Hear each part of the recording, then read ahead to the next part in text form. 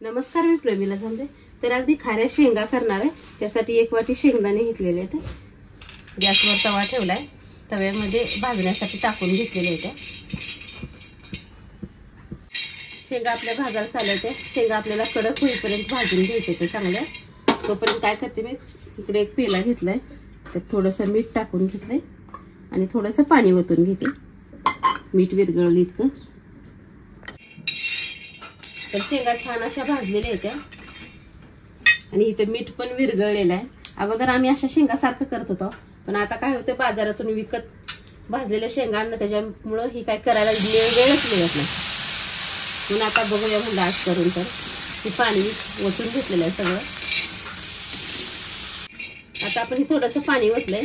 आता गॅस बंद करते मी आणि 1-2 मिनिटं या तव्यावर ठेवते, म्हणजे आणखी छान कडक होते ते शेंगा। तर मी गॅस बंद केलाय, 5 मिनिट झालं। शेंगाचा आवाज किती छान येतोय बघा।